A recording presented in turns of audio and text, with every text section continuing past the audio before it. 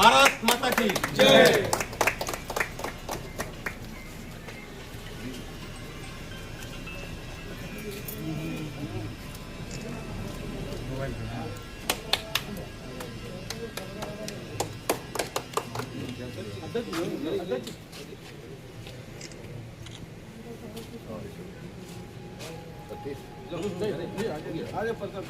दोनों अधिक महामंत्री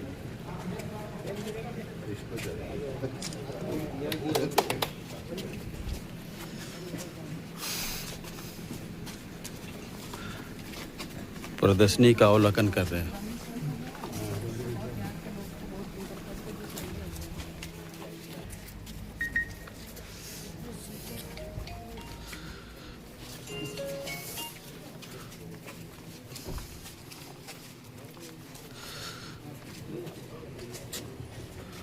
तो ये प्रदर्शनी का अवलोकन होते हुए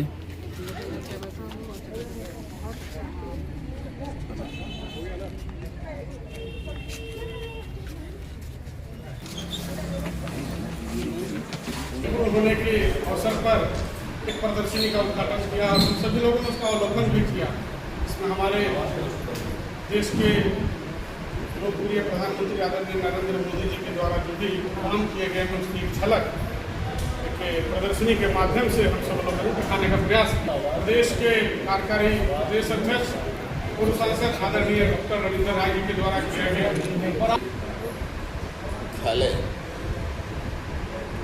चाईबासा के में आज के इस पत्रकार बंधुओं के बीच के इस पत्रकार वार्ता में हमारे साथ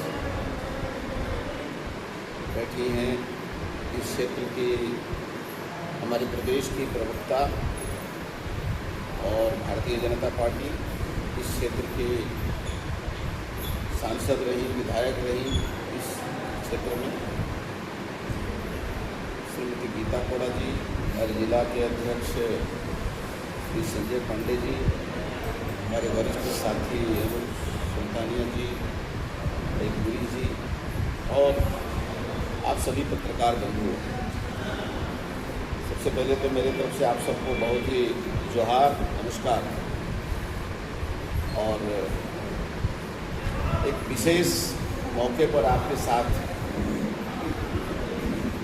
राष्ट्रीय योजना के तहत आज मुलाकात हो रही है और हम आपके बीच मुखातिब हैं। भारतीय जनता पार्टी नरेंद्र भाई मोदी के नेतृत्व में 11 वर्षों में इस देश को एक नई दिशा, मजबूत आधार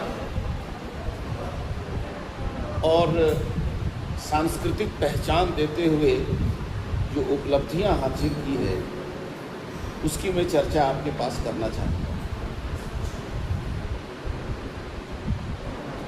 भारतीय जनता पार्टी राष्ट्रीय पुनर्निर्माण का एक मिशन है, देश में हुआ। और मैं समझता हूँ चाईबासा के भी गांव-गांव में जो गया होगा सड़क, यहाँ विधायक और सांसद रही हैं, ये बैठे हुए हैं, हमारे पॉलिटिकल वर्कर बैठे हुए हैं, वो प्रधानमंत्री के सड़क योजना से। मोदी जी ने भी उसमें से एक चीज़ और नई जोड़ी, प्रधानमंत्री सिंचाई योजना।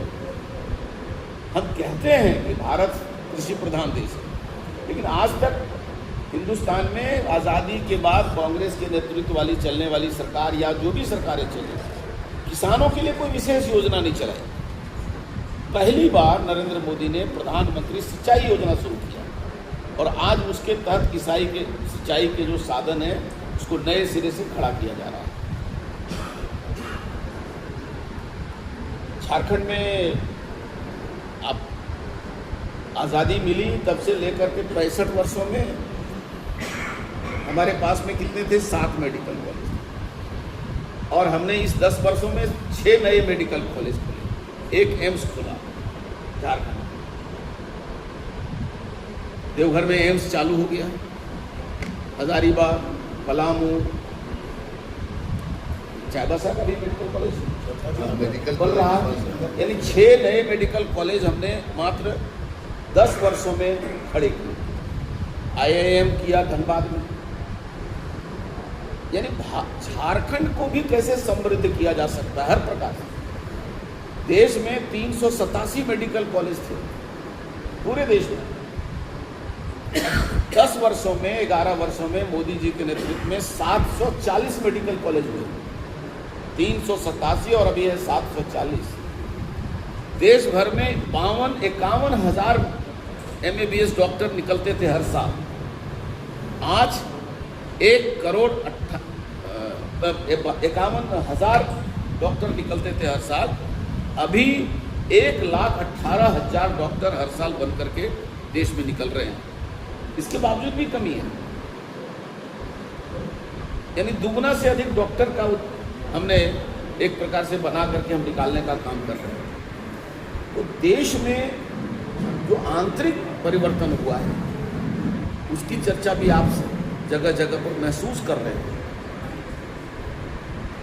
हमारे गृह मंत्री ने और भाजपा ने कहा कि 2026 तक हम देश के अंदर उग्रवाद खत्म कर देंगे और विदेशों के भी जो आतंकवाद है उसका हम 0 टॉलरेंस पर के नीति पर काम करेंगे। पहली बार भाजपा ने एहसास कराया था कि छोटे छोटे देश, पाकिस्तान जैसा देश कहता था कि हम परमाणु विस्फोट कर सकते हैं। बीजेपी ने पहला परमाणु विस्फोट करके बताया, एहसास कराया कि अब हम एशिया में हम सबसे ताकतवर हैं। और जब मोदी जी के नेतृत्व में हुआ तो सर्जिकल स्ट्राइक और सिंदूर ऑपरेशन, ये 2 ऐसी बड़ी घटनाएं हुई कि पहली बार लगा कि नहीं, देश के सीमाओं पर आतंकवाद को भाजपा सरकार मोदी के नेतृत्व में पूरी तरह से ध्वस्त करना चाहती है। आज धारा 370 हट गया। मैंने आपको जब शुरू में कहा कि देश बंटवारा के बाद आज़ाद हुआ और बंटवारे के बीज बोग दिए गए संविधान में, जिसमें धारा 370 जैसे एक प्रावधान था और कश्मीर को अलग प्रधान, अलग निशान, अलग विधान का अधिकार दिया हुआ था। धारा 370 जब खत्म किया गया तो लोग कहते थे पूरे देश में पलवा हो जाएगा, दंगा हो जाएगा। लेकिन हमें इस बात का फक्र है कि जब धारा 370 हटाया गया तो 2.5 घंटे में धारा 370 हिंदुस्तान में हट गया और कहीं कोई चू तक नहीं कर पाया।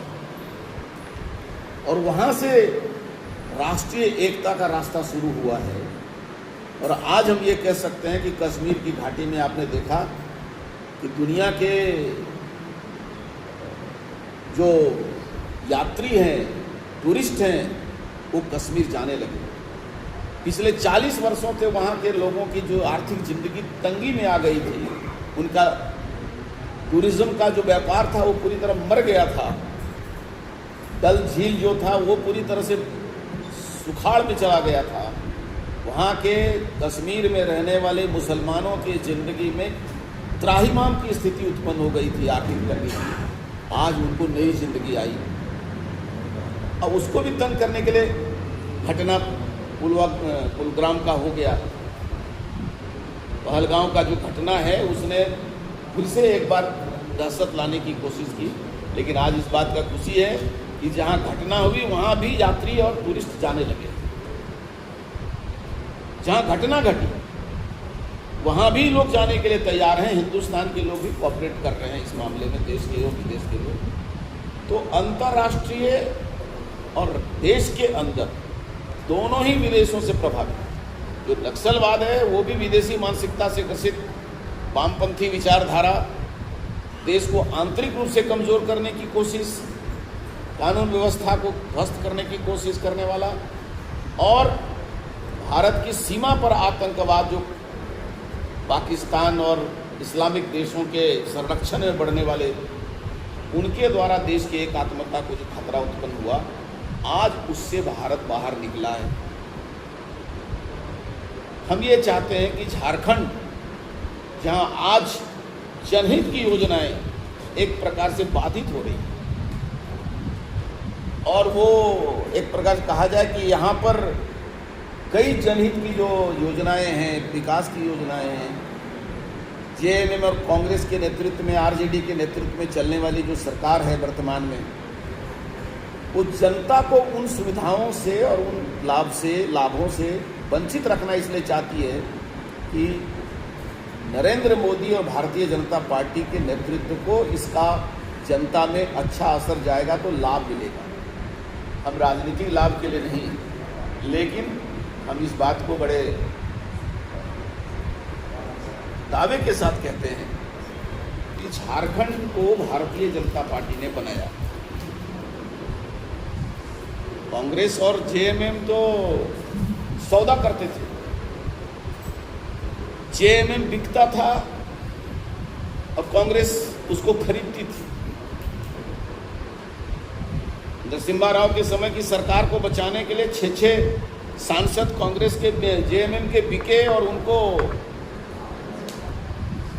50-50 लाख में उस समय खरीदा गया, और उसके आधार पर उन लोगों ने आज भी वहां पर अपनी संपत्ति बना रखी है। जांच के घेरे में सभी आए।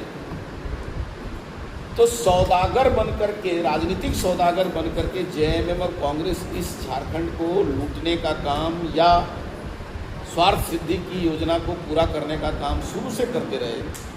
भारतीय जनता पार्टी ने झारखंड राज्य बनाया, एक मिशन के तहत बनाया कि यहाँ पर रहने वाले गरीब, आदिवासी, दलित और यहाँ की खनिज संपदा का सही तरीके से संरक्षण हो, उनके जीवन में परिवर्तन हो। और आज हम ये कह सकते हैं कि भावनाओं को भड़का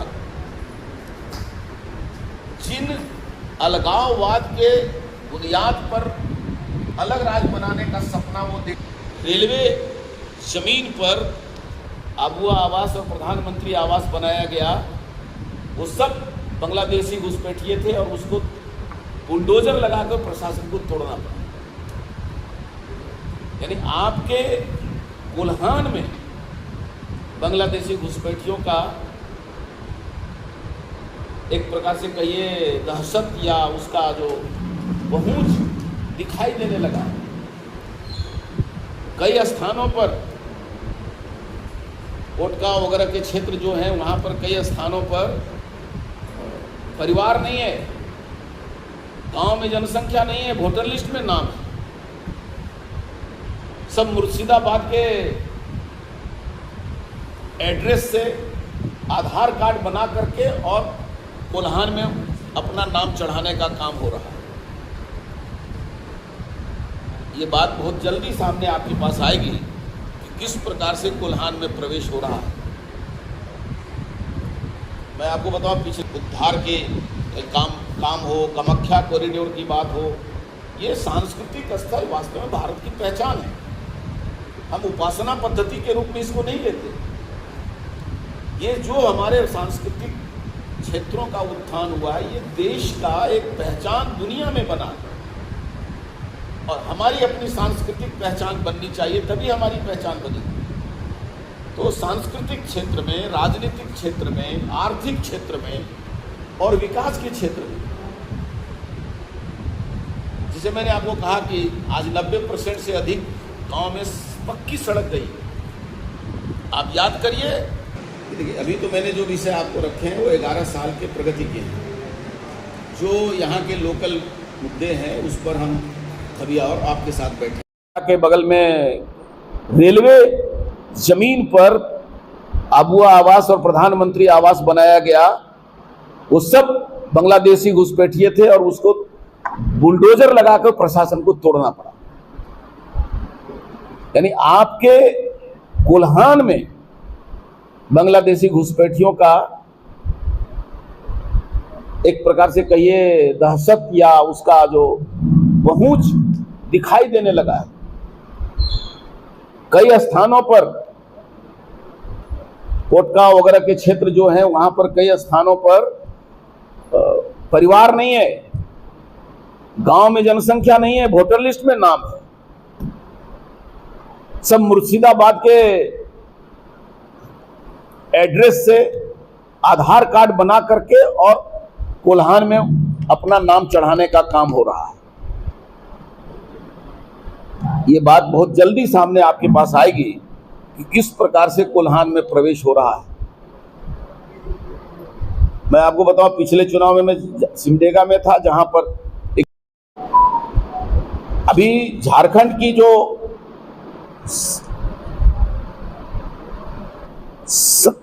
किसान है, 27 लाख किसानों को